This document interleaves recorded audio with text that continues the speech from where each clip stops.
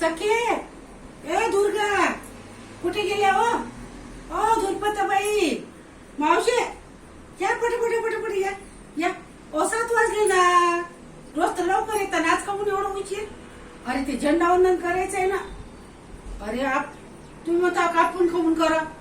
अरे आपण नाही करा तर कोण करा? अरे लहान लेकरेपासून तर म्हातारे माणसांना सगळ्यांना झेंडावंदन करायला पाहिजे. ते माणसांनीच नाही करायला पाहिजे काही.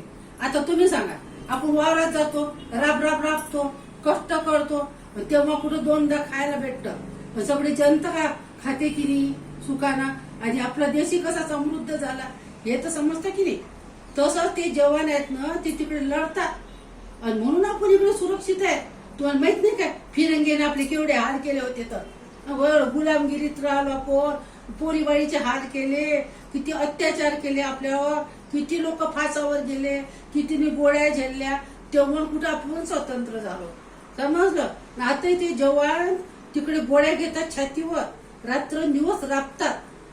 कायच्यासाठी? आपल्यासाठी. आपण इकडे सुखात राहायला पाहिजे म्हणून. अरे देश आहे तर आपण आहो ना, आहे की नाही? आता ते कोणाचे भाऊ असतील, कोणाचे पोरग असत, कोणाचा बाप असत, कोणाचं लेख असत, असलच की नाही कोणी ना कोणी. ते कोणासाठी करतात? मी तर म्हणतो 2 लेकर असले ना, एकाला वावरात धाडा कष्ट करायला, आणि एकाला त्या सीमेवर पाठवा. खरं म्हणजे जय जवान जय किसान. समजलं. आणि आता बिगी चला झेंडावंदन करायचंय. सगळे अति काढून ठेवा बरं.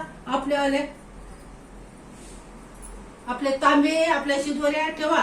पहिले झेंडावंदन करू आणि मग वावरात जाऊ. मी वावरात जायला नाही म्हणत, ते तर कष्ट करायलाच पाहिजे, पण आधी झेंडावंदन.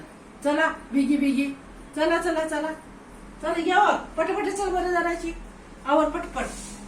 काय